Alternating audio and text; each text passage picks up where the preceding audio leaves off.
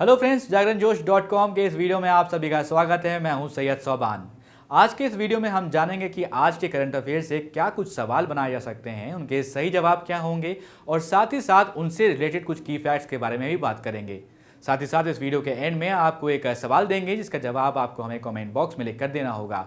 तो चलिए शुरू करते हैं पहले सवाल के साथ।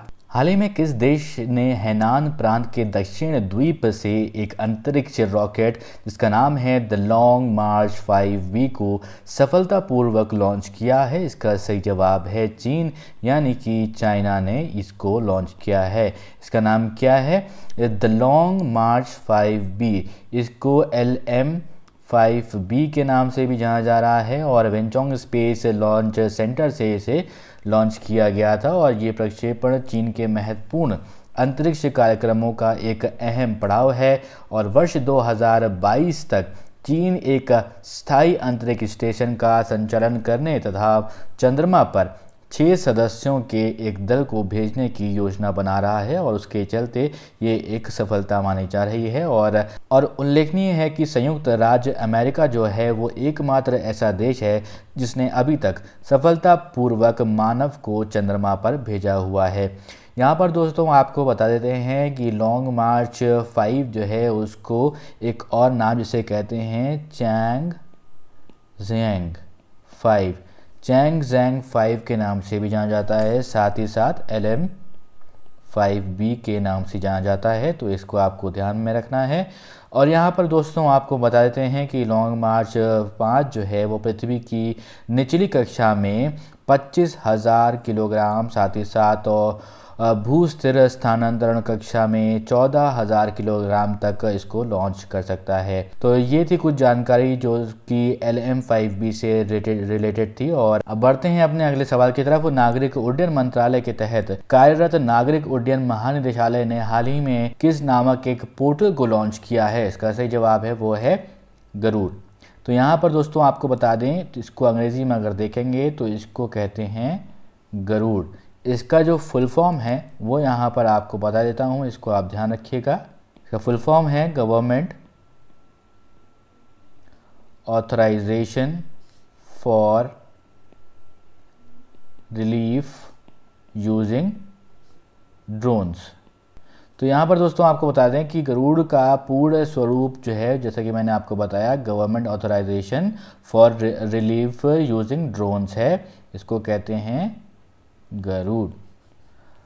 तो गरुड़ पोर्टल कोविड-19 महामारी से मुकाबले जो है के लिए ड्रोन संचालित करने के लिए केंद्र सरकार से छूट प्राप्त करने के लिए राज्य संस्थाओं की सहायता करेगा। और नागरिक विमानन महानिदेशालय यानी कि DGCA नागरिक उड्डयन यानी कि सिविल एविएशन के तहत इस क्षेत्र में एक नियामक संस्था है और ये जो हवाई सुरक्षा, दुर्घटना आदि मामलों की जाँच करती है। और ये भारत के लिए विमान परिवहन सेवाओं के विनियमन और सिविल विमान विनियमन और विमान सुरक्षा तथा अन्य योग्यता मानकों के परिवर्तन के लिए भी उत्तरदायी है। इस वीडियो में आगे बढ़ने से पहले एक ज़रूरी सूचना आप सभी के लिए।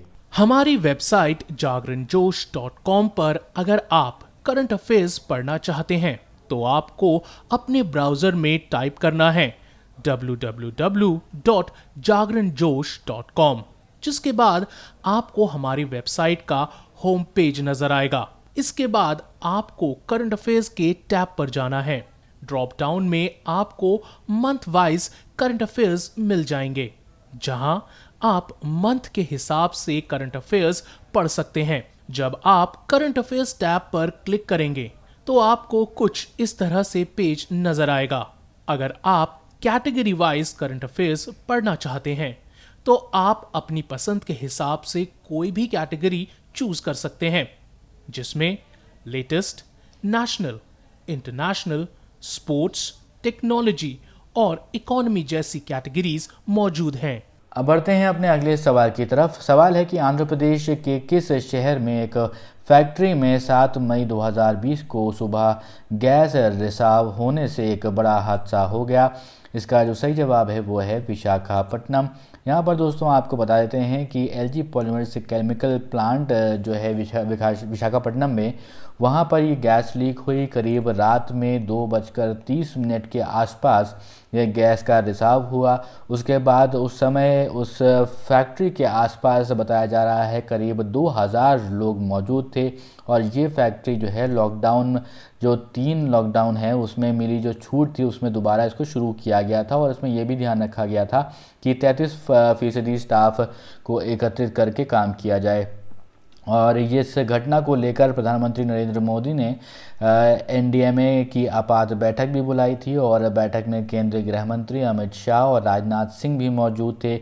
और इस हादसे में कई लोगों ने अपनी जान भी गंवाई है। साथ ही साथ कई लोग अभी भी अस्पताल में भर्ती हैं और कुछ को डिस्चार्ज कर दिया गया है। तो यहाँ पर दोस्तों आपको बता देते हैं जो वहाँ के सीएम हैं, वहाँ के सीएम का नाम है जगन मोहन रेड्डी। उन्होंने किंग जॉर्ज हॉस्पिटल में जो एडमिट पीड़ित हैं उनसे जाकर के मुलाकात भी करी। और इस दौरान जो है उन्होंने एक मुआवजे का ऐलान भी किया है। और हादसे के कारण जिन्होंने जान गंवाई है उन लोगों के परिजनों को करीब 1 करोड़ रुपए का मुआवजा दिया जाएगा। और इसके साथ जो पीड़ित हैं और अभी भी अस्पताल में एडमिट हैं उनको 10 लाख रुपए और डिस्चार्ज जो किए जा चुके हैं उनको 1 लाख रुपए की सहायता राशि दी जाएगी। साथ ही पूरे मामले को अगर देखा जाए तो 5 सदस्यीय कमेटी की जांच जो टीम होगी वो जांच करेगी इस पूरा जो किस तरह से उसमें गैस रिसाव हुआ, क्या कारण रहे, इस पर एक कमेटी बनाई दी गई है जो कि 5 सदस्यीय है। वो इस पूरे जो इंसिडेंट है उसके ऊपर चर्चा करेगी और इस पूरे मामले की जांच करेगी। अब बढ़ते हैं अपने अगले सवाल की तरफ। तो सवाल है दोस्तों कि किस देश के खुफिया एजेंसी के पूर्व प्रमुख मुस्तफ़ा अल कादेमी ने हाल ही में देश के अगले प्रधानमंत्री के तौर पर शपथ ली है? इसका सही जवाब है वो है इराक। तो यहाँ पर दोस्तों आपको बता दें कि अब जो है मुस्तफ़ा अल कादेमी जो है इराक के प्रधानमंत्री यानी कि प्राइम मिनिस्टर होंगे। आपको बता दें कि इराक सत्र में 255 सांसदों ने भाग लिया था और इराक के प्रधानमंत्री के तौर पर मुस्तफ़ा अल कादेमी ने के नाम को जो है उसको प्रस्ताव को मंजूरी दी गई थी। इससे देश में 5 महीने से चल रहा नेतृत्व का संकट जो है वो ख़त्म हो गया है। कादेमी को जब प्रधानमंत्री पद हेतु मनोनीत किया गया था तो उन्होंने खुफिया प्रमुख के पद से इस्तीफा दे दिया था। इराक में कोरोना वायरस वैश्विक महामारी के कारण जो है पैदा हुए गंभीर आर्थिक संकट के बीच उन्होंने ये जिम्मेदारी संभाली है। और साथ ही यहाँ पर बता दें कि जो उनकी सरकार होगी उनका ऐसा कहना है, यानी कि जो कादेमी है उनका कहना है कि ये एक ऐसी सरकार है जो समाधान प्रदान करेगी, ना कि संकट जो है लेकर के आएगी। अब बढ़ते हैं अपने अगले सवाल की तरफ। तो सवाल है कि सीमा सड़क संगठन स्थापना दिवस निम्न में से किस दिन मनाया जाता है? तो इसका जो सही जवाब है वो है 7 मई। तो यहाँ पर दोस्तों आपको बता देते हैं कि जो BRO है इसे कहते हैं BRO यानी कि बॉर्डर रोड्स ऑर्गेनाइजेशन, और हिंदी में कहते हैं सीमा सड़क संगठन। और इस दिवस को मनाया जाता है कब? 7 मई को। इसके फाउंडर थे जवाहर लाल नेहरू और इसको फाउंड किया गया था 7 मई 1960 को और इसका हेडक्वार्टर है न्यू दिल्ली में। तो यहाँ पर दोस्तों आपको बता दें कि 7 मई को अपना 60वां स्थापना दिवस मनाया किसने? BRO ने। और BRO देश के सीमावर्ती इलाकों के आधारभूत संरचना विकास के क्षेत्र में अग्रणी सरकारी संगठन है। सड़क संगठन की स्थापना जैसा कि मैंने आपको बताया 7 मई 1960 को हुई थी। सीमा सड़क संगठन रक्षा मंत्रालय के अंतर्गत एक प्रमुख सड़क निर्माण एजेंसी है। यह संगठन सीमा क्षेत्रों में सड़क कनेक्टिविटी को प्रदान करता है और अग्रणी भूमिका निभा रहा है। और ये पूर्वी और पश्चिमी सीमा क्षेत्रों में सड़क निर्माण और इसके रखरखाव का कार्य करता है, ताकि इससे क्या होगा, इससे जो सेना है उसकी रणनीतिक ज़रूरतें पूरी हो सकेंगी। और अब बढ़ते हैं दोस्तों अगले सवाल की तरफ। सवाल है कि केंद्र सरकार ने आर्थिक मामलों के किस सचिव को भारतीय रिजर्व बैंक यानी कि RBI के केंद्रीय निदेशक मंडल में निदेशक नियुक्त किया है? इसका जो सही जवाब है वो है तरुण बजाज, ऑप्शन सी। यहाँ पर दोस्तों आपको बता दें कि केंद्र सरकार ने आर्थिक मामलों के सचिव तरुण बजाज को RBI का केंद्रीय निदेशक मंडल में निदेशक नियुक्त किया है। बजाज जो है वो 30 अप्रैल को सेवानिवृत्त हुए अतनु चक्रवर्ती का स्थान लेंगे। तो यहाँ आपको बता दें अतनु चक्रवर्ती का स्थान कौन लेगा? तरुण बजाज जी लेंगे। बयान के मुताबिक बजाज का नामांकन 5 मई से अगले आदेश तक प्रभावी रहेगा। बजाज जो है 1988 बैच के यानी कि 1988 बैच के IAS ऑफिसर हैं और आर्थिक मामलों के सचिव बनाए जाने से पहले वो प्रधानमंत्री कार्यालय में अतिरिक्त सचिव रह चुके हैं। अब बढ़ते हैं अपने अगले सवाल की तरफ। तो सवाल है कि किस राज्य सरकार ने हाल ही में कोरोना वायरस को फैलने से रोकने के लिए लगाए गए लॉकडाउन के कारण परेशान लोगों को राहत देने के लिए 1610 करोड़ रुपए के पैकेज की घोषणा की है? तो इसका जो सही जवाब है वो है कर्नाटक। जैसा कि दोस्तों आप जानते हैं कोविड-19 जो डिजीज़ है उसके कारण पूरे देश में लॉकडाउन चल रहा है और ये लॉकडाउन 3 है।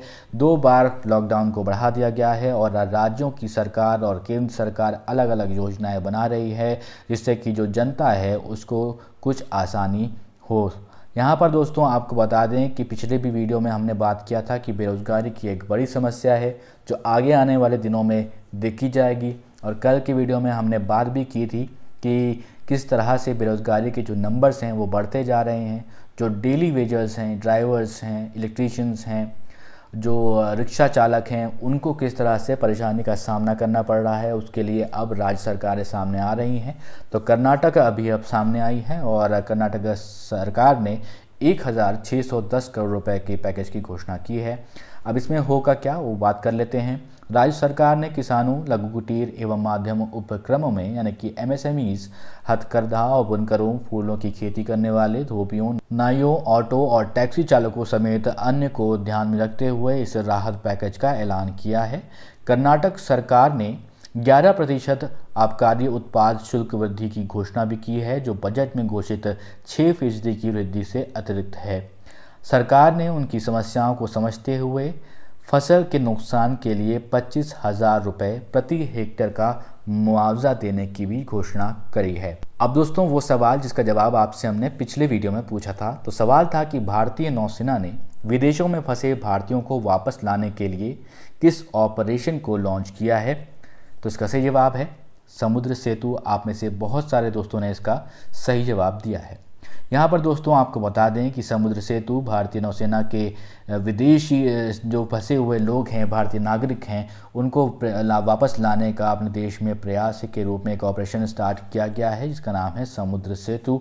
भारतीय नौसैनिक जहाज़ जलशव जो है एक अन्य जहाज़ के साथ मालदीव गणराज्य के बंदरगाह में प्रवेश कर रहे हैं और इस ऑपरेशन के पहले चरण में 8 मई से 2020 8 मई की बात करें तो उसे भारतीय जो नागरिक होंगे उनकी निकासी अभियान शुरू होगा। विदेशों में रह रहे जो भारतीय नागरिकों पर कोविड-19 महामारी के प्रभाव के संबंध में भारत सरकार बारीकी से निगरानी भी कर रही है। आपको ये बता दें कि पहले ट्रिप में करीब 1000 लोगों को वहां से वापस लाने की योजना है और सभी को जो है इस वापस जब लाया जाएगा तो उनकी पहले मेडिकल स्क्रीनिंग होगी।